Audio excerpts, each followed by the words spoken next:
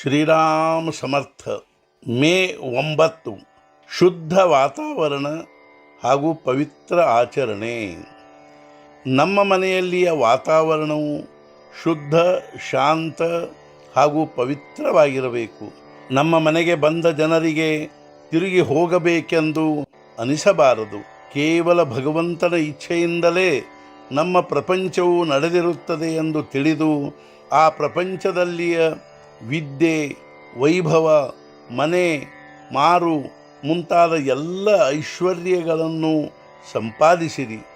ಒಬ್ಬ ರಾಜಯೋಗಿಯಂತೆ ಪ್ರಪಂಚದಲ್ಲಿ ಎಲ್ಲ ಪ್ರಕಾರದ ಐಹಿಕ ಸುಖೋಪಭೋಗಗಳನ್ನು ಅನುಭವಿಸಿರಿ. ಆದರೆ ಇವೆಲ್ಲವನ್ನು ಮಾಡುತ್ತಿರುವಾಗಲೂ ಮನಸ್ಸು ಮಾತ್ರ ಭಗವಂತನ ಪ್ರೇಮದಿಂದ ತುಂಬಿ ತುಳುಕುತ್ತಿರಬೇಕು. ಯಾರೊಡನೆಯೂ ವಾದ ಮಾಡುತ್ತಾ ಕೂಡಬಾರದು. ಜಗತ್ತಿನ ಮಾನವು ಬಹಳ ಘಾತಕವಾಗಿರುತ್ತದೆ. ಮನುಷ್ಯನಿಗೆ ಅದರ ರುಚಿ ಹತ್ತಿತೆಂದರೆ ಅವನು ಅದರ ಬೆನ್ನು ಹತ್ತುತ್ತಾನೆ. ಆಮೇಲೆ ಮಾನ ಸಂಪಾದನೆಯ ಕೃತಿಯು ನಿಂತು ಬಿಡುತ್ತದೆ ಹಾಗೂ ಅದರೊಂದಿಗೆ ಮಾನವೂ ಇಲ್ಲದಂತಾಗುತ್ತದೆ. ಜಗತ್ತಿನಲ್ಲಿಯ ಅಜೇಯ ಪುರುಷರು ಕೂಡ ಯಾವುದಾದರೊಂದು ವಿಷಯದಲ್ಲಿ ಸಿಕ್ಕಿಕೊಂಡಿರುತ್ತಾರೆ ಹಾಗೂ ಅದರಲ್ಲಿಯೇ ಅವರ ವಿನಾಶವಾಗುತ್ತದೆ. ಅವರು ಜಗತ್ತಿಗೆ ದೊಡ್ಡವರಿರಬಹುದು, ಆದರೆ ಆ ವಿಷಯದ ಮುಂದೆ ಅವರ ಆಟವು ನಡೆಯುವುದಿಲ್ಲ. ಪ್ರೇಮದಲ್ಲಿ ಸಿಕ್ಕಿಕೊಳ್ಳಬೇಡಿರಿ, ಅದರಂತೆ ದ್ವೇಷ ಮತ್ಸರಗಳಲ್ಲಿಯೂ ಸಿಕ್ಕಿಕೊಳ್ಳಬೇಡಿರಿ. ಎರಡೂ ಸಮಾನ ಘಾತಕವಾಗಿರುತ್ತವೆ. ನಮ್ಮ ಪ್ರಿಯ ರಕ್ತ ಸಂಬಂಧಿ ತೀರಿಕೊಂಡನು ಅಥವಾ ನಾವು ಯಾರ ಮೇಲೆ ಕೋರ್ಟಿನಲ್ಲಿ ಕೇಸು ಮಾಡಿರುತ್ತೇವೆಯೋ ಆ ದಾಯಾದಿ ತೀರಿಕೊಂಡನು, ಇಬ್ಬರ ಮೃತ ಶೌಚವು ಸಮಾನವೇ. ಅದರಂತೆ ಮನುಷ್ಯನು ಪ್ರೇಮದಲ್ಲಿ ಸಿಕ್ಕಿಕೊಂಡರೇನು ಅಥವಾ ದ್ವೇಷದಲ್ಲಿ ಸಿಕ್ಕಿಕೊಂಡರೇನು, ಎರಡರಿಂದಾಗುವ ಹಾನಿಯು ಸಮಾನವೇ.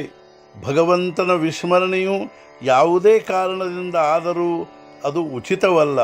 ಪ್ರಪಂಚದಲ್ಲಿಯ ಸುಖಾನುಕೂಲತೆಗಳಿಂದ ಆಗಿರಬಹುದು ಅಥವಾ ಪ್ರಪಂಚದಲ್ಲಿಯ ದುಃಖದಿಂದಾಗಿರಬಹುದು. ವಿಸ್ಮರಣೆಯೇ. ಢೋಂಗುತನ, ಬೂಟಾಟಿಕೆ ಮುಂತಾದ ಅನುಚಿತ ವ್ಯವಹಾರದಲ್ಲಿ ಬೀಳಬಾರದು. ನೀವು ಏನೂ ಮಾಡದಿದ್ದರೂ ನಡೆಯುತ್ತದೆ, ಆದರೆ ಢೋಂಗುತನವನ್ನು ಮಾತ್ರ ಸ್ವಲ್ಪವೂ ಮಾಡಬೇಡಿರಿ. ನೀವೆಲ್ಲರೂ ನನ್ನ ಮೇಲೆ ಕೃಪೆ ಮಾಡಿರಿ. ನಾನು ನನ್ನ ಅನುಭವದಿಂದ ಹೇಳುತ್ತಿರುವೆ. ನೀವು ಸಾಧು ಹಾಗೂ ಉಪದ್ವ್ಯಾಪದಲ್ಲಿ ಬೀಳಬೇಡಿರಿ. ಭಗವಂತನ ಸ್ಮರಣೆಯಲ್ಲಿ ನಿಮ್ಮ ಕರ್ತವ್ಯ ಮಾಡುತ್ತಾ ಅವನ ಅನುಸಂಧಾನವನ್ನು ಅಖಂಡವಾಗಿ ಕಾಯ್ದುಕೊಳ್ಳಿರಿ. ನಮ್ಮ ವೃತ್ತಿಗಳು ಹೀಗಾಗಬೇಕಾದರೆ ನಮಗೆ ಸಂತರ ಸಹವಾಸದ ಅವಶ್ಯಕತೆ ಇರುತ್ತದೆ. ನಾವು ಸತ್ಸಂಗದಲ್ಲಿ ಇರುತ್ತೇವೆ ಎಂದು ನಾವೆಲ್ಲರೂ ಅನ್ನುತ್ತೇವೆ. ಅಂದ ಮೇಲೆ ನಮ್ಮ ವೃತ್ತಿಗಳು ಏಕೆ ಸುಧಾರಿಸಬಾರದು? ಏಕೆಂದರೆ ಸಂತರಿಗೆ ಏನು ಸೇರುತ್ತದೆಯೋ ಅದನ್ನು ನಾವು ಅನುಸರಿಸುವುದಿಲ್ಲ. ಆದ್ದರಿಂದ ನಮ್ಮ ವೃತ್ತಿಗಳು ಸುಧಾರಿಸುವುದಿಲ್ಲ. ಶ್ರೀಕೃಷ್ಣನು ಉದ್ಧವನಿಗೆ ಉಪದೇಶ ಮಾಡಿ ಅವನನ್ನು ಗೋಪಿಯರ ಕಡೆಗೆ ಕಳುಹಿಸಿಕೊಟ್ಟನು. ಅವರು ಭಗವಂತನ ನಾಮದಲ್ಲಿ ಮುಳುಗಿ ಹೋಗಿದ್ದರು. ನಾಮದ ಮೇಲಿನವರ ಪ್ರೇಮವನ್ನು ನೋಡಿ ಉದ್ಧವನಿಗೆ ಆಶ್ಚರ್ಯವಾಯಿತು. ಅವರಿಗೆ ನಾಮದಲ್ಲಿ ಭಗವಂತನು ಕಾಣಿಸುತ್ತಿದ್ದನು. ಅದನ್ನು ನೋಡಿ ಉದ್ಧವನು ಶ್ರೀಕೃಷ್ಣನಿಗೆ, ದೇವಾ, ನೀನು ನನಗೆ ಜ್ಞಾನವನ್ನು ಕೊಟ್ಟಿರುವೇನೋ ನಿಜ, ಆದರೆ ನಿನ್ನ ಭಕ್ತಿಯ ಪ್ರೇಮವು ಅದಕ್ಕಿಂತಲೂ ಶ್ರೇಷ್ಠವಿರುತ್ತದೆ. ನೀನು ನನಗೆ ಅದನ್ನು ಕೊಡು ಎಂದು ಕೇಳಿದನು.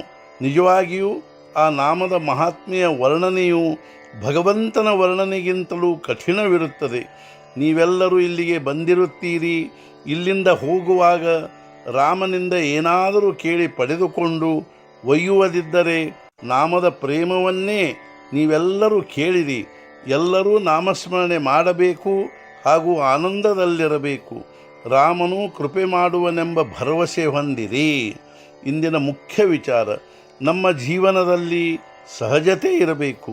ಸಹಜತೆಯಲ್ಲಿಯೇ ಸಮಾಧಾನವಿರುತ್ತದೆ. ಸದ್ಗುರುನಾಥ ಮಹಾರಾಜ್ ಕಿ ಜೈ. ಜೈ ಜೈ ರಘುವೀರ ಸಮರ್ಥ. ಆತ್ಮೀಯರೇ ನಮಸ್ಕಾರ. ಜ್ಯೋತಿಷ್ಯ ದಾರಿದೀಪ ಯೂಟ್ಯೂಬ್ ಚಾನಲ್ಗೆ ಸ್ವಾಗತ. ಈ ಕೂಡಲೇ ನಮ್ಮ ಜ್ಯೋತಿಷ್ಯ ದಾರಿದೀಪ ಯೂಟ್ಯೂಬ್ ಚಾನಲನ್ನು ಸಬ್ಸ್ಕ್ರೈಬ್ ಮಾಡಿರಿ ಹಂಗೆ ಶೇರ್ ಮಾಡಿರಿ, ಲೈಕ್ ಮಾಡಿರಿ, ಅಭಿಪ್ರಾಯಗಳನ್ನು ಕಮೆಂಟ್ ಬಾಕ್ಸ್ನಲ್ಲಿ ತಿಳಿಸ್ರಿ. ಮುಂದಿನ ನೋಟಿಫಿಕೇಷನ್ಗಾಗಿ ಬೆಲ್ ಬಟನನ್ನು ತಪ್ಪದ ಕ್ಲಿಕ್ ಮಾಡಿರಿ.